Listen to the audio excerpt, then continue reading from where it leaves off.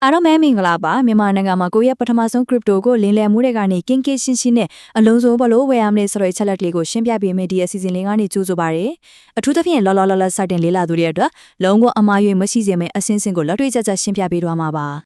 ကဲအကောင်စပြင်လာနေဆက်ပြီး USDT 8ထဲရောက်လာတဲ့အထိအစင်း၄စင်းနဲ့လေးလာသွားကြရအောင်ပါနံပါတ်1 P2P အခြေခံပြင်ဆင်မယ်2ယုံကြည်ရတဲ့သူကိုရွေးမယ်3ငွေကိုလုံခြုံစွာလွှဲမယ်ပြီးရင်လိမ်လည်မှုကာကွယ်ရေးရွှေစည်းမြင့်တွေကိုလေ့လာပါမယ်အပိုင်းတစ်အနေနဲ့အခြေခံ P2P ပြင်ဆင်ခြင်းကိုအရင်ဆုံးကြည့်လိုက်ရအောင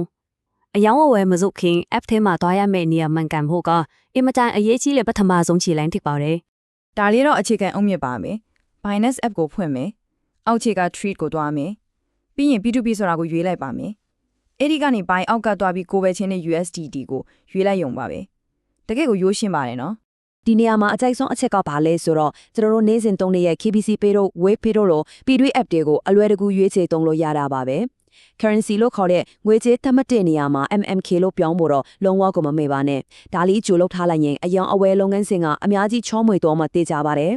်အခုအပိုင်းနှစ်ကိုရောက်လာပါပြီယုံကြည်ရသောရောင်းချသူကိုရွေးချယ်ခြင်းဒီစင်ဟာအန်ဒီကင်းကင်းအယောင်ဝယ်လုပ်ဖို့တဲ့ပထမဆုံးဖြစ်တန်းရမယ့်အရေးကြီးဆုံးစစ်ဆေးကိတစ်ခုလို့ပြောလို့ရပါတယ်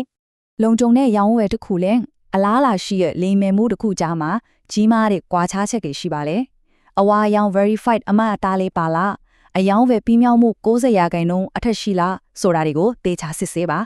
ပြင်ပပေါက်စေးထက်မဖြစ်နိုင်လောက်အောင်ဈေးအရန်ပေါ်နေပြီဆိုရင်တော့ဟိုးလေဒါထောင်ချောက်တစ်ခုဖြစ်နိုင်တယ်ဆိုတာသတိပြုဖို့လိုပါတယ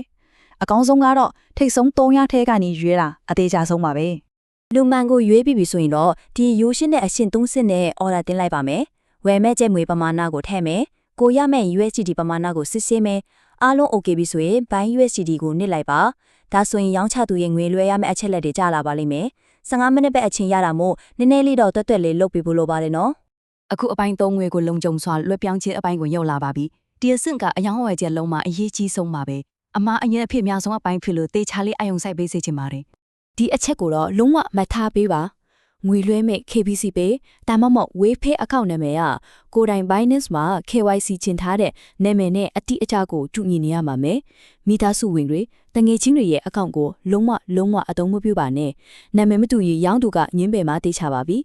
တကယ်လို့ဒီရှင်းလင်းတဲ့ပြချက်ကနေတခုတည်းကိုပဲမမေ့ဆိုရင်ဒီရွှေစည်းမြင့်ကိုသာမှတ်သွားပါ payment note မှာ crypto တို့ Binance တို့ USDT တို့စပတာတွေကိုလုံးဝမရေးပါနဲ့ဘာမှမရေးပဲဗလားထားလိုက်တာအကောင်းဆုံးပါပဲဒါမှသာကိုယ့်ရဲ့ဘဏ်အကောင့်တွေပြဿနာမတက်အောင်အထီးရောက်ဆုံးကာကွယ်နိုင်မှာဖြစ်ပါတယ်ငွေလဲတဲ့အခါဘာတွေဆက်ဖြစ်မလဲဆိုတာလင်းမြန်ကြည့်လိုက်ကြရအောင်order တင်နဲ့ KBCP နဲ့ငွေလွှဲတယ်ပြီးတာနဲ့လွှဲပြီးကြောင်း close နေတယ်အဲ့တော့ USDT ကိုလာဖို့10မိနစ်ကနစ်10မိနစ်လောက်ပဲစောင့်ရမှာပါသူတို့လေးကိုမြန်ဆန်ပါတယ်ဒီနေရာမှာခဏလေးရပ်ပြီးအထူးသတိပေးခြင်းပါရဲ့ငွေမလွှဲရသေးပဲ transfer ဆိုတဲ့လွှဲပြီးကြောင်းခလို့ကိုလုံးဝသွားမနေမိပါစေနဲ့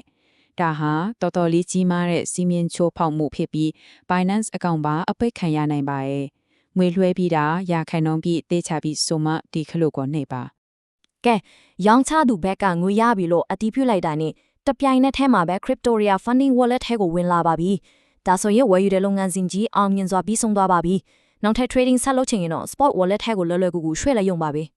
နောက်ဆုံးအပိုင်းအနေနဲ့ပိုင်းလေးလေလံမှုကာကွယ်ရေးရွှေစည်းမွန်တွေကိုချိလိုက်ရအောင်ပညာရှင်တယောက်လိုကိုပိုင်ဆိုင်မှုတွေကိုဘယ်လိုကာကွယ်မလဲဆိုတာကိုလေ့လာရမှာပါလိမ်လည်သူတွေက app အပြင်ဘက်ကိုရောက်သွားအောင်အမျိုးမျိုးဆွဲဆောင်တတ်ပါတယ် Telegram တို့ Viber တို့ကိုလာခဲ့ပါဆိုရင်လုံးဝမသွားပါနဲ့ Binance chat ထဲမှာပဲဆက်သွယ်ပြောဆိုပါဒါမှသာပြဿနာတစ်ခုခုရှိရင် customer support ရဲ့အကူအညီကိုအပြည့်အဝရမှာပါပြီးတော့ရောင်းသူပါပြည်စားအတူတွေပြပြီး order ဖြတ်ခိုင်းရင်လည်းလုံးဝမဖြတ်ပါနဲ့အခုအချက်လက်တွေကိုအနည်းချုပ်ရရင်တော့မြန်မာနိုင်ငံမှာနေ့စဉ် P2P သုံးမဲ့သူတွေအတွက်လက်တွေ့အသုံးချမဲ့အကြံပြုချက်လေးတွေပေးချင်ပါတယ်ညဘတီဆိုရင်ငွေလန်နှုန်းပို့ကောင်းကြပါတယ်ပြီးတော့ပမာဏများဝယ်တော့မယ်ဆိုရင်ကိုယ့်ရဲ့ KBC Pay နေ့စဉ်ငွေလွှဲကန်တဲ့ချက် limit ကိုကြိုစစ်ထားဖို့အရေးကြီးပါတယ်ဒီရိုးရှင်းတဲ့အဆင့်ငောင်းဆင့်ဖြစ်တဲ့လူရွေးမယ် order တင်မယ်ငွေလွှဲမယ်လွှဲပြီးကြောင်းနေမယ်ပြီးရင် USDT ရယူမယ်ဒီနည်းလမ်းလေးတွေကိုပဲတိချမှတ်ထားလိုက်ပါအခုဆိုရင်အမားရွေးမရှိလုံခြုံစိတ်ချတဲ့နည်းလမ်းနဲ့ကိုပိုင် USDT တွေကိုဘလို့ဝယ်ရမလဲဆိုတာအားလုံးတေချာသိသွားပါပြီကဲဒီလိုစနစ်တကျရလာတဲ့ကိုပိုင် crypto တွေနဲ့မြတ်ဆွမ်းရဖို့ပထမဆုံး trade ကိုဘလို့ပြုဟာတွေထုံးပြီးစတင်ကြမလဲတ ဒါကဆက်ပြီးလေးလာရမယ်တကက်ကိုစိတ်လှုပ်ရှားစရာပိုင်းပဲဖြစ်ပါတယ်အားလုံးပဲလုံခြုံစိတ်ချတဲ့ယင်းနှိမ့်ညွတ်နှမှုခီးစဉ်တစ်ခုကိုပိုင်ဆိုင်နိုင်ကြပါစေ